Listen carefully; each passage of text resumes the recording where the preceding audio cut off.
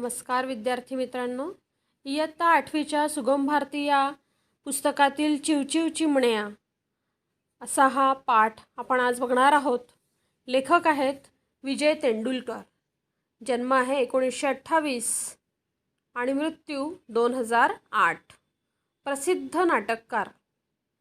हे विजय तेंडुलकर जे लेखक आहेत ते प्रसिद्ध नाटककार आहेत, पटकथाकार आहे, चतुस्र लेखक म्हणून त्यांची ख्याती आहे आणि संपादक देखील आहेत.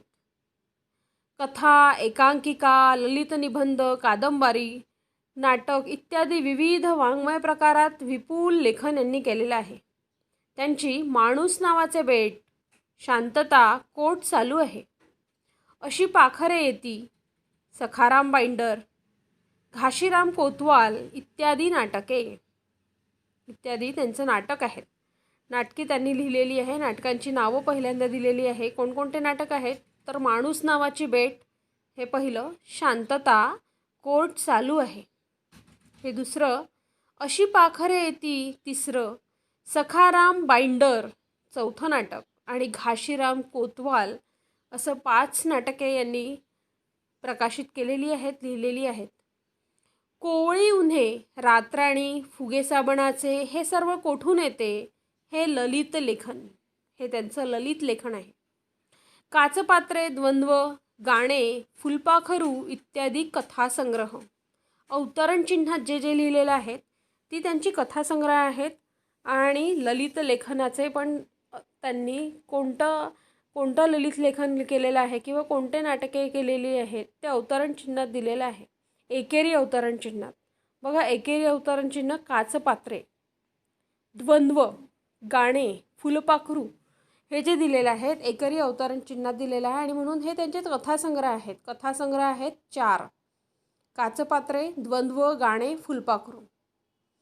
तसंच इतरही पुस्तकं त्यांची प्रसिद्ध आहेत, ती म्हणजे दिवाकरांच्या नाट्यछटा, समाजवेध इत्यादी महत्त्वपूर्ण संपादने अशी पुस्तके प्रसिद्ध आहेत. अशा प्रकारचे चतुस्र लेखक हे विजय तेंडुलकर आहेत. या पाठात काय दिलेलं आहे तर ते सांगितलेलं आहे नंतरच्या उत्तरात. छोट्या मैत्रिणीचे शाळेतील नाटक बघण्याच्या निमित्ताने लेखक मुलांचा आग्रह, अल्लडपणा, खोडकरपणा, निरागसता आणि उत्साह यांना अतिशय समंजसपणाने प्रतिसाद देतात.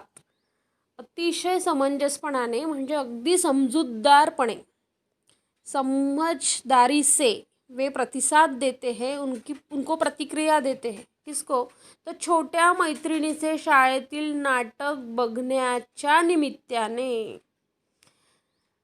उनके बाजू में एक लड़की है छोटी, वह लेखक की दोस्त है और वो एक दिन आ जाती है, बोलती है कि मेरा एक नाटक है और वह नाटक देखने के लिए आपको आना है और आपको आना ही पड़ेगा क्योंकि मम्मी को टाइम नहीं है और पापा बोलते हैं कि बच्चों का नाटक क्या देखें, तो आपको आना ही है.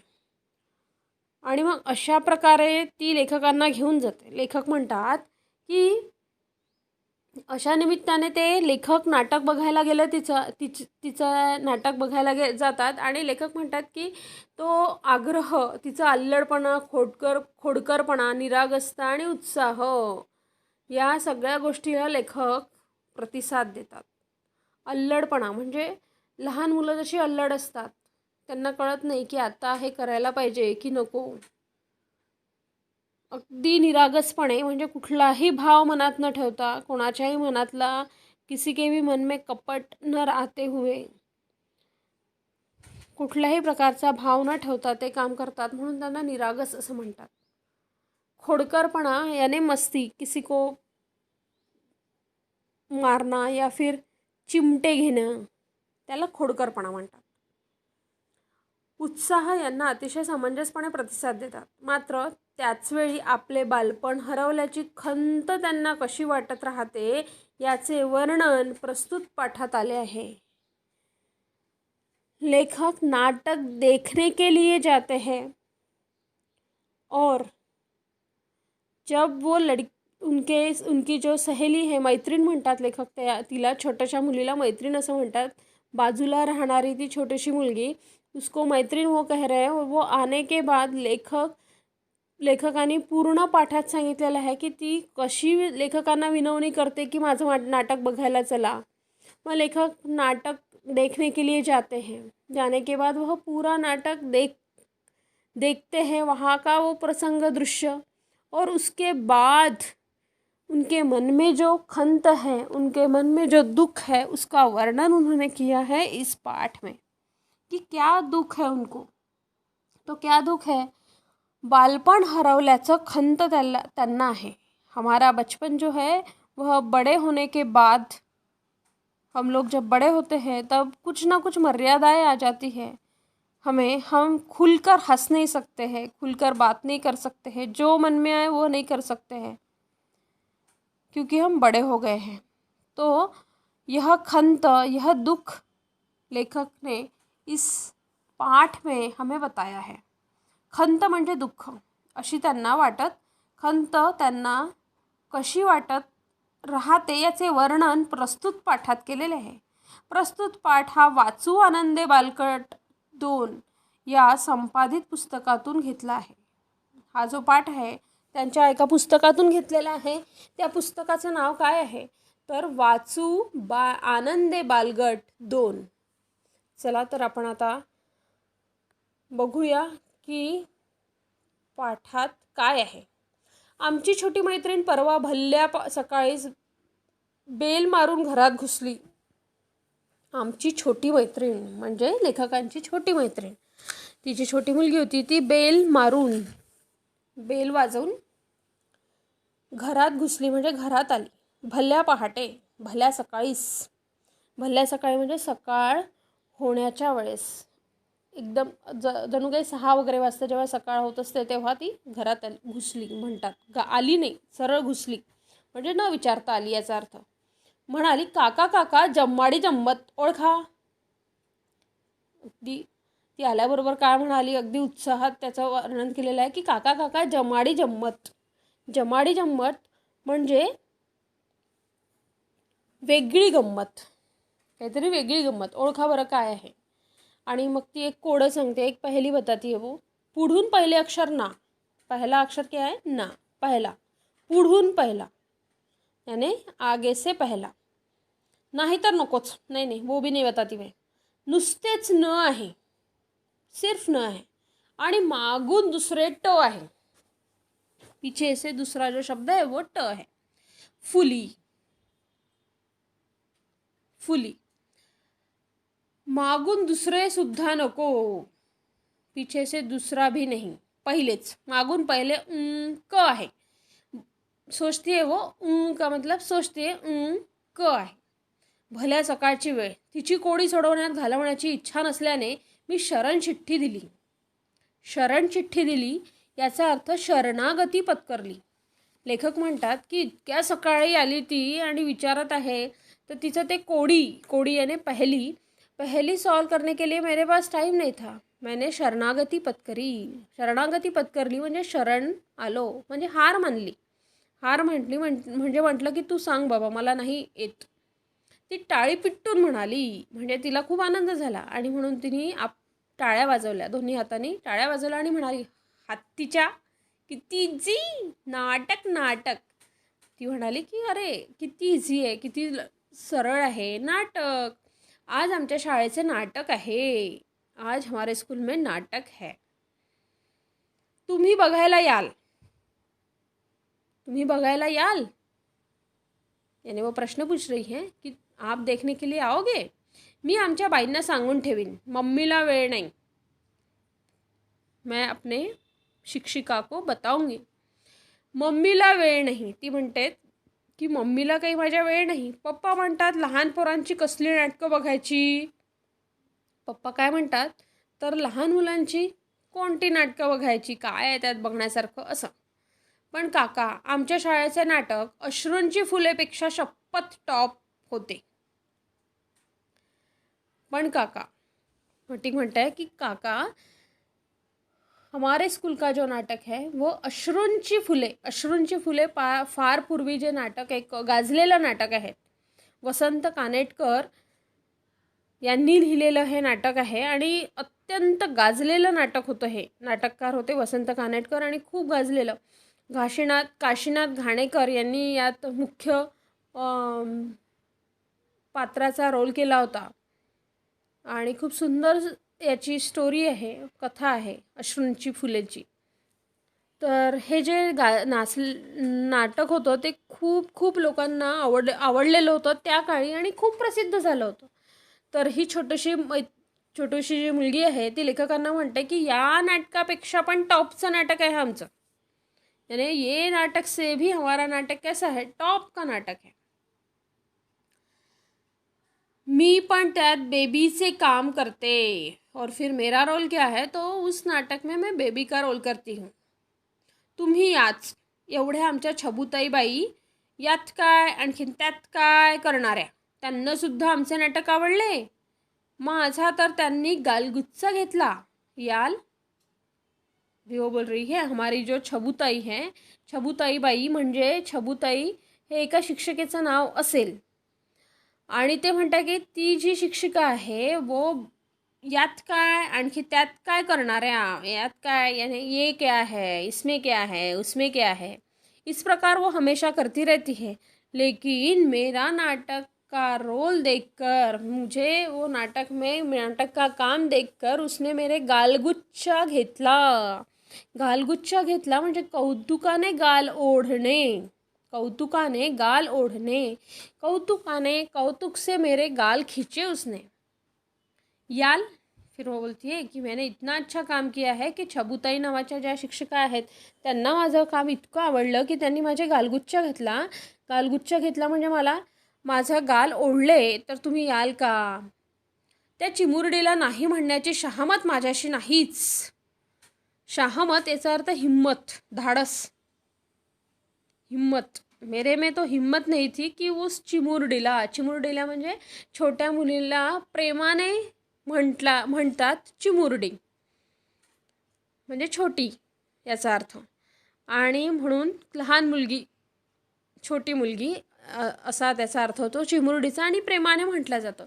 चिमुरडीला नाही म्हणण्याची शहामत, उस जो छोटी बच्ची है उसको नहीं बोलने की हिम्मत तो मेरे पास नहीं थी.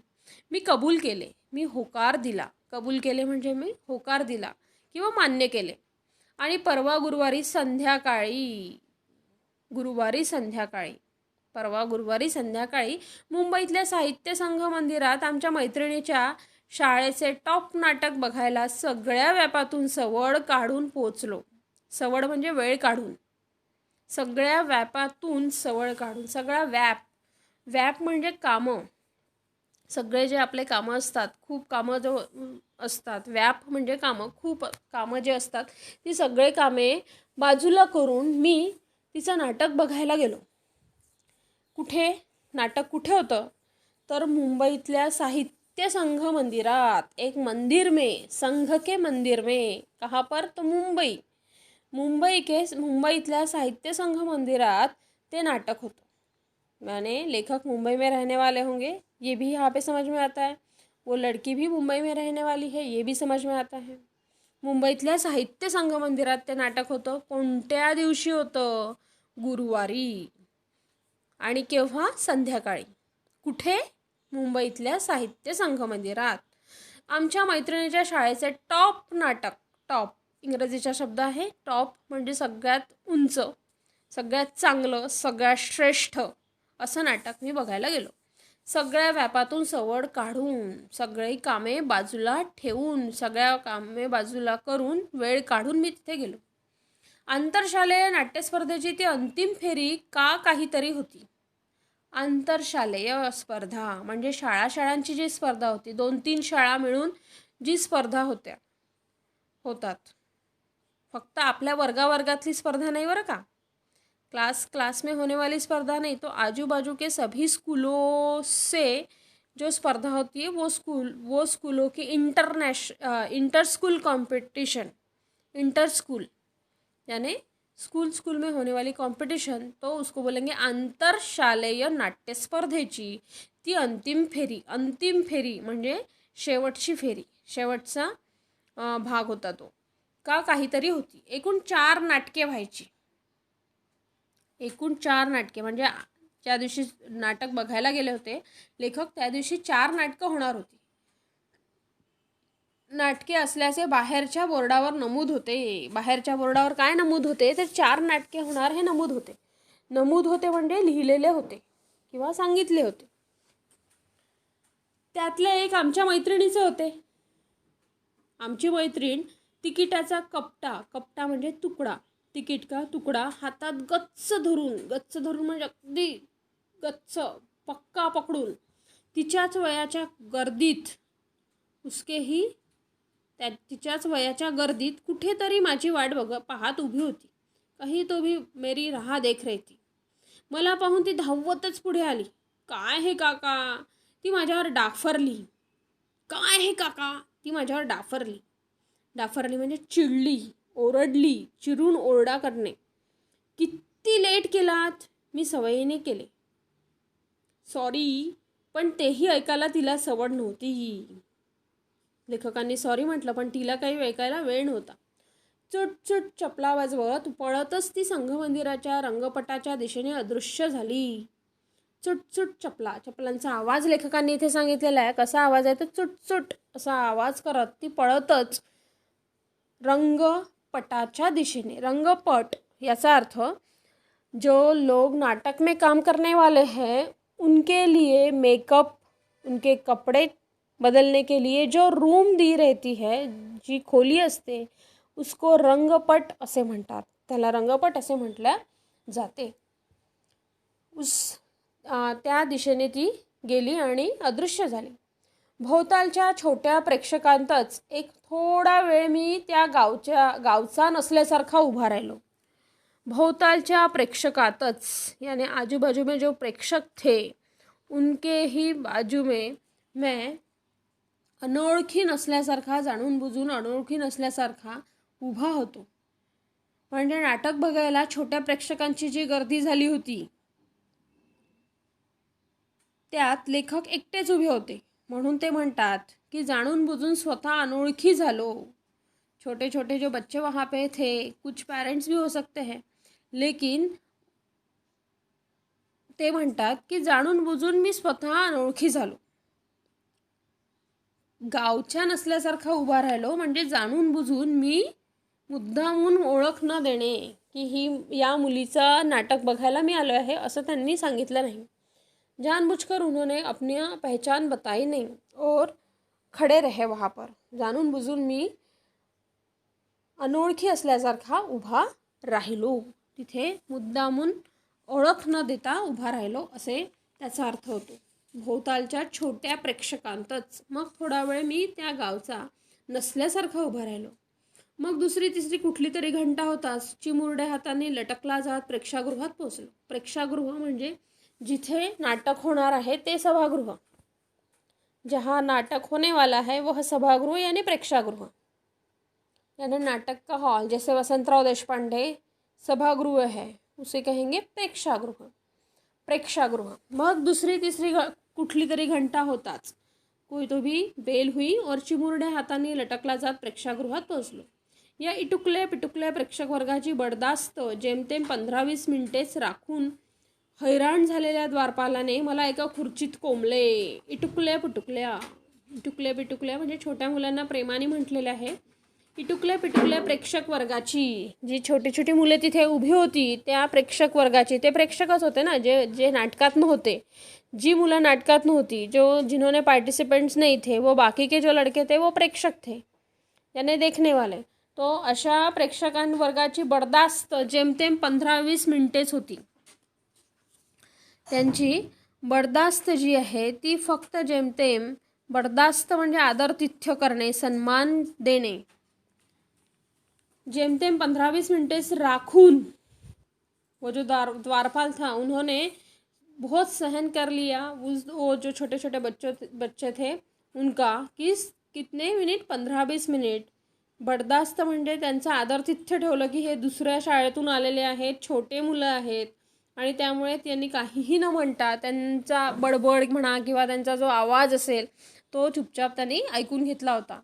तो राखून हैराण झालेल्या द्वारपालाने, हैराण लेकिन वो हैरान हो गया था, त्रस्त हो गया था.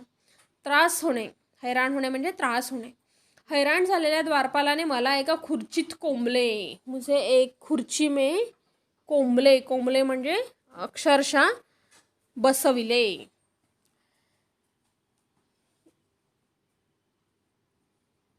भोवती पुढे मागे या आणि त्या हाताला सगळी छोटी फौजच भरली होती. लेखक म्हणतात भोवती. भोवती म्हणजे आजूबाजूमे, पुरे सराउंडेड. पुढे मागे, पुढे मागे म्हणजे पुढे आणि मागे. आणि या हाताला त्या हाताला सगळी छोटी फौजच भरली होती. सगळी छोटी म्हणजे छोटे छोटे मुलं होते. एकमेकांच्या कळा काढत होती. कळा काढणे म्हणजे खोडी करणे. एकमेकांची खोडी करत होते. कोणती कोणती खोडी करत होते म्हणजे काय करत होते? खोडी करणे. कळा काढणे म्हणजे खोडी करणे. एकमेकांना चिमकुटे घेत होती. चिमकुटे म्हणजे चिमटे. चिमटे ले रही थी. एकमेकांच्या शाळेचे उणे दुणे काढत होती. उणे दुणे काढणे म्हणजे मस्करी करणे किंवा चुका काढणे.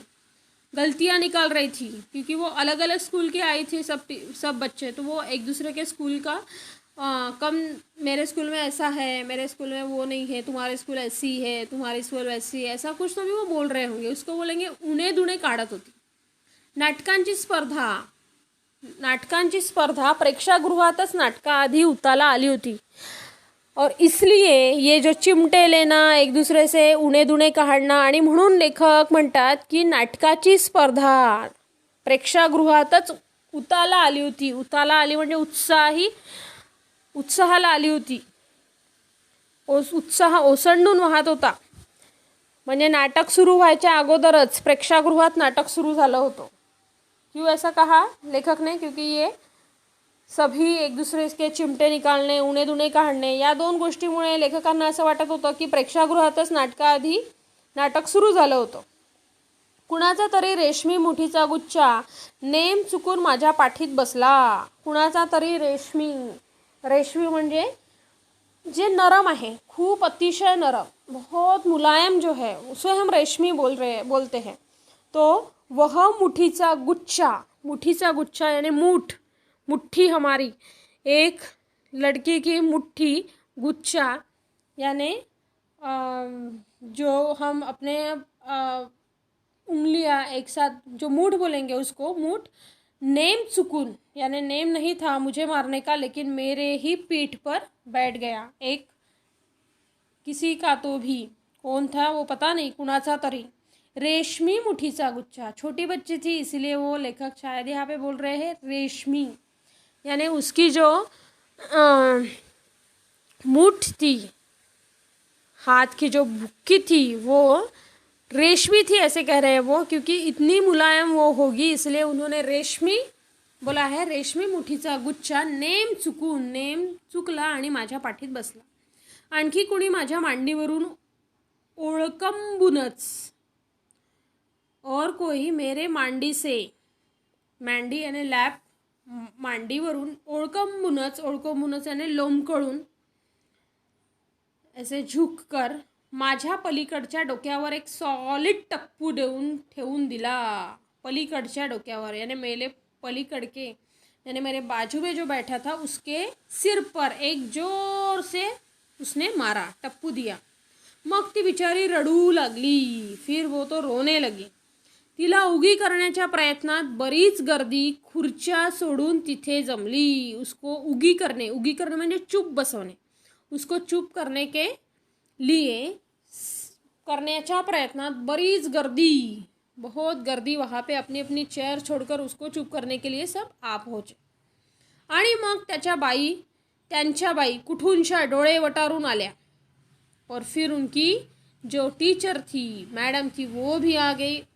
कैसे आई? तो डोळे वटारून म्हणजे खूप मोठे डोळे करून, रागावल्याच्या ह्याच्यात डोळे मोठे करून रागावणे या आविर्भावात त्या आल्या.